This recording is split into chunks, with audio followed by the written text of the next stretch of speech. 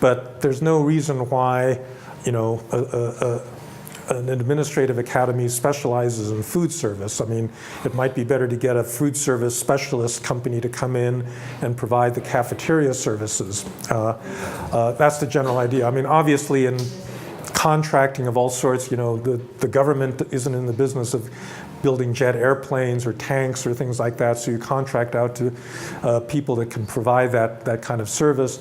All the public-private partnerships we've been talking about are, you know, an aspect of this, right? To take advantage of the expertise, you know, that exists in private sector organizations that the government doesn't necessarily have. And so this separating the policymaker from the implementer became another big component of state reform. Public expenditure tracking surveys, again, this is kind of related to performance measurement. You know, the World Bank got into this in a big way because they tried to actually follow money as it left the Treasury and tried to go down all the way to the frontline service providers in the school system. You know, the first one of these was done in Uganda, and they found out that for every dollar that left the Ugandan Treasury, only 20 cents was actually arriving at the school.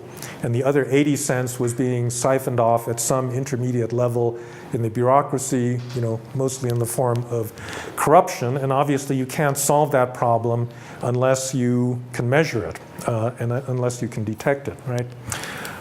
So I guess the final issue is shortening the route of accountability. So if you go back to, let's see, go back to this chart. So the route of accountability, you know, finally the implementing organizations provide services to citizens, and the citizens are simultaneously the people that vote for the government. So there is accountability in a democratic system, you know, through elections.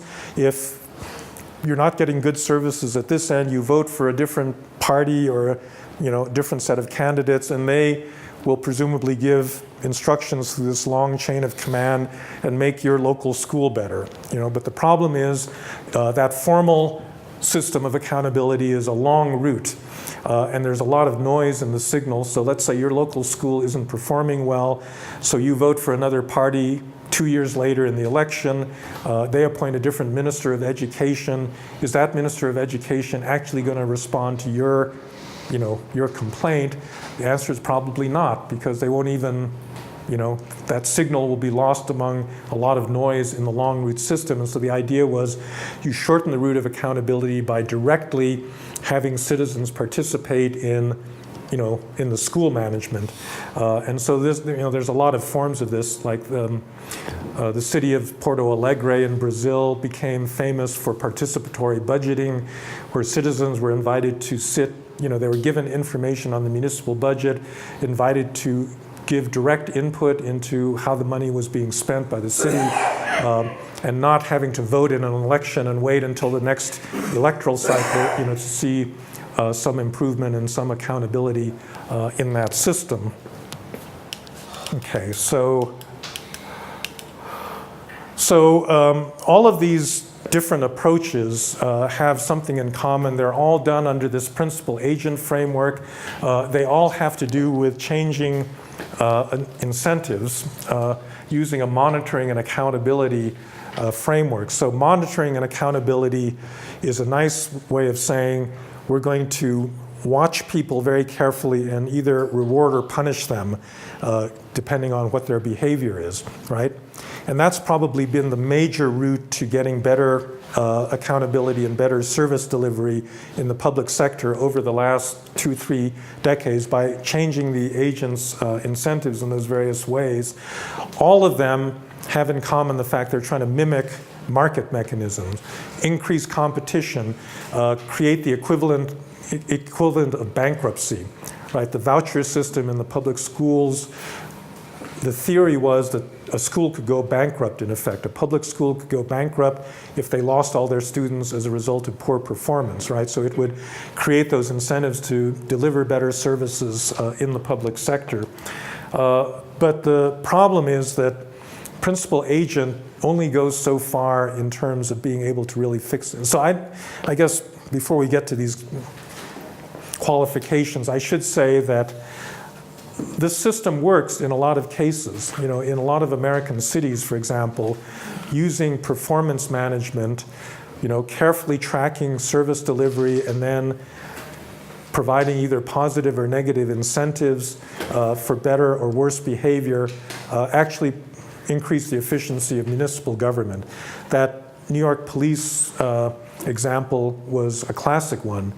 Bill Bratton, as police commissioner, was famous because the crime rate went way down, the number of arrests and citizen security, started to go up under his administration because he could accurately measure the performance of all of his frontline workers. All right. So I'm not saying that this doesn't work, but there are limits to it. So first of all, if you can't measure something, you can't hold people accountable, and it's frankly quite hard to measure the performance of a lot of things that people do in the public sector. Right? The public sector delivers services primarily, and services are just inherently hard to measure. So the classic case of this again is teachers. Right? So so has India engaged in this sort of thing of trying to use performance measurement in education, where you use student test scores? In government, they started at the higher level. Yeah. We had a performance management unit at the presidential office level, where every department was to make a RFD, what is their plan for the year, and then there were targets on that, whether they could, but it didn't work beyond a point. Yeah. It did work. But in the years, people did make their plans, it was being monitored, but then there was no incentive thereafter. In the education system, though, have you tried to use? There is something called a NAS. So basically, it measures academic achievement of every grade of students. This is done almost on an annual basis. Right. And then that's used to sanction poor performing schools? No, that is not being done. Yeah. It is only for gathering information. Reward punishment matrix is still not being linked, but tests have been introduced so that outcome measurements are Yeah. So you have the monitoring, but you don't have the accountability, right? Well, I mean. Public sector also, we have got memorandum of understanding with the government. All PSUs have to have a memorandum of understanding with the government where the performance indices are given, the targets are set, and accordingly the same is being done. And the incentive is now recently 3-4 years back it has been reduced also. Performance related incentive has But there is no negative to it, no? So that you don't perform that much. Definitely you are ready, the complete ready, and accordingly you won't get the PRP. It is there for the Maharatna Uniratna. Yeah, so I think, in general, the idea is fine, that you measure people's performance and you reward them on the basis of it.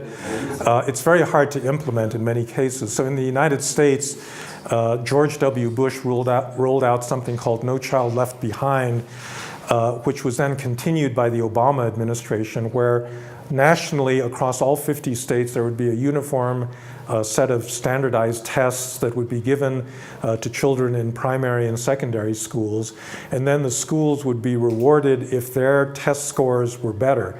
So this led to the scandal that I just mentioned, where there's such a pressure to do well on the test scores that you cheat, and then it leads to this other problem that the teachers teach to the test. They know what's going to be on the test, and so they don't actually pay attention to what's important to teach. They simply teach in order to raise their scores and therefore protect their school budgets and that sort of thing.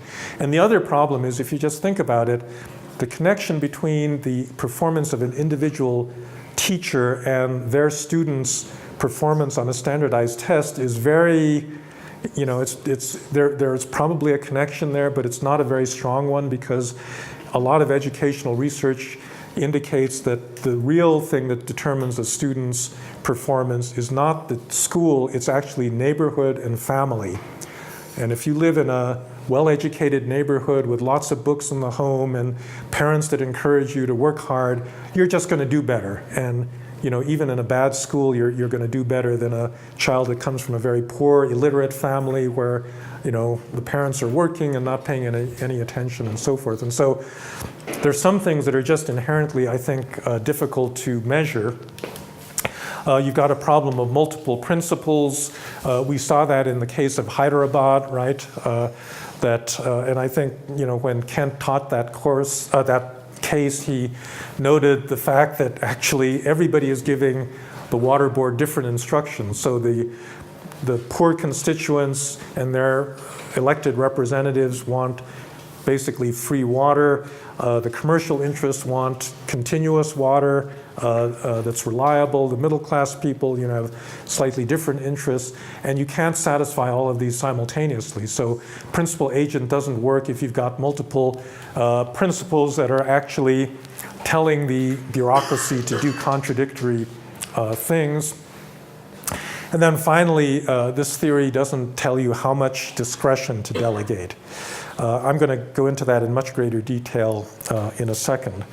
So just to illustrate, some of these points, what is measurable. So this is one way of doing it that comes out of my book on state building. So in this chart, transaction volume is measured along the x-axis. That is to say, government agency makes very few decisions or transactions, they're down here. If they make a lot of transactions, they're up here. Specificity is how easy is it to measure the activity of that particular agency, okay? And the question is, which of these quadrants leads to the best accountability? And I think the answer is quadrant 1, because you can measure the performance very accurately, and there are not that many transactions, all right? So if you put some actual agencies into that matrix, central banking, I think, is a classic case of low transaction volume, high specificity. The central bank is located in the capital city. It's not a large agency. It only makes a small number of decisions. Every 6 weeks, do we raise or lower interest rates? I mean, obviously they do more than that, but the major activity of the central bank is really, really visible, and therefore it's very easy to hold them accountable. On the other hand, if you think about something like primary school teaching, guidance counseling, guidance counseling, how do you measure the performance of a guidance counselor? A guidance counselor is giving a high school student career advice. Is it good or bad? The student himself or herself won't know for another 10 years whether, and even in 10 years you may not know whether that was good advice or bad advice, right? So extremely difficult to measure. Things like court systems, police, they all fall in this high transaction volume, low specificity quadrant. And so if you look across the world over the last 30 years, there actually has been a lot of improvement in public sector performance, but almost all of it has come up in this area, right? So central banks, finance ministries are incomparably better than they were 30 years ago. Like 30 years ago, you had the debt crisis in Latin America, sub-Saharan Africa. A lot of countries got in trouble because they had incompetent central bankers. They had budget deficits. They really couldn't control inflation, all these things. And that, generally speaking, there are a few exceptions like Venezuela, which are still suffering from these problems. But for the most part, those agencies have gotten much better. Where we really have big problems is down in this quadrant, right, where you've got high transaction volume and low specificity activities that are hard to measure, and therefore it's hard to apply this accountability framework, where you're rewarding and punishing people based on measured performance. And so I think this is kind of my summary of where all the principal agent stuff ends you up. Principal agent really works. It works better in this region than it does in this region, all right? And most of the gains in performance using those techniques have come in that kind of activity. So the question then is, how do you fix things down here? How do you fix things where you can't measure all that well? You got a lot of workers, you've got a lot of frontline workers out there, and they're not all sitting in your capital city, and you may not be able to monitor them terribly effectively. It cannot be the case that all countries are bad at doing stuff in that region, because there are many countries that have good primary, secondary education. They've got good police, security, personal security is good, and they're not using a monitoring and accountability framework in order to do that. So how does that happen? And my view is it's because you're making use, I'm sorry, this is just another illustration of this problem of multiple principles. So I think the real answer to that is there's an alternative way of motivating people, which has to do with this social capital or more sociological approach using norms. So human beings are not just homo economicus, they're not simply these rational utility maximizers, they're also these social creatures that are responding to social norms and social signals.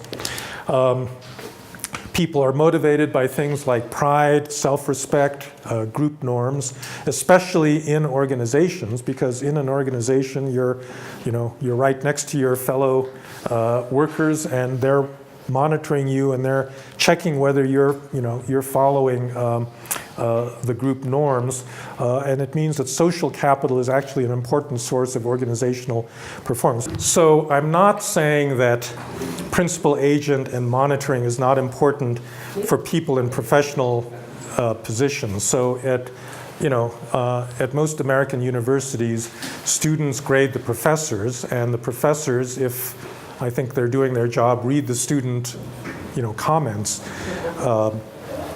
And actually, I think that incentives, even for professionals, are important. So if you're not being paid adequately, you're not going to do your job, as well as you could if you feel that you're being disrespected because you're not getting adequate pay. So I think that the idea is not that monitoring and accountability is not important in these kind of high skilled jobs. It's just that it's not enough.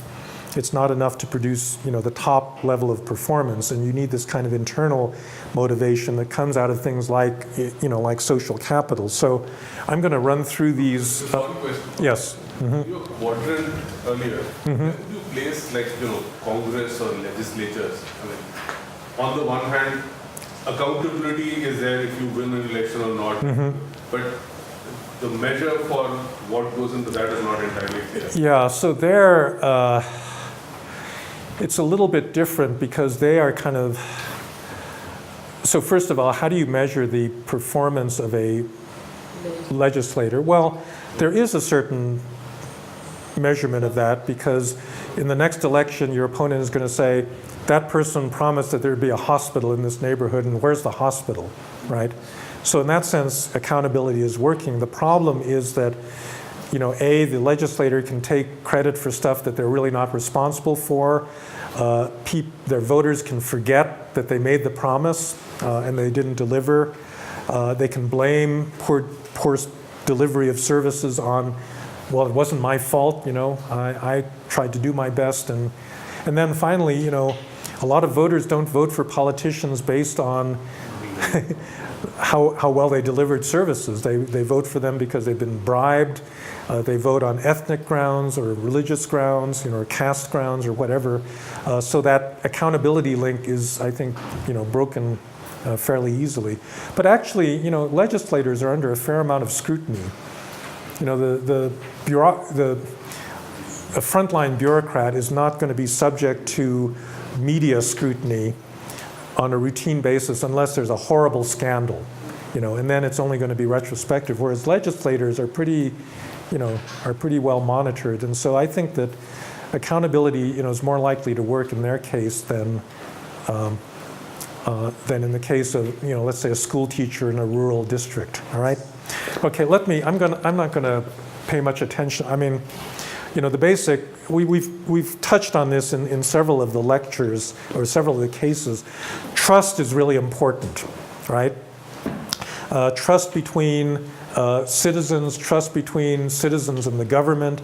No government has enough trust. There are constantly problems of the failure of government to perform because citizens basically don't trust the government. And so one of the issues is how do you generate that trust? So you think about a society, it's got all sorts of networks of trust where people learn to cooperate with one another, and it also works in organizations,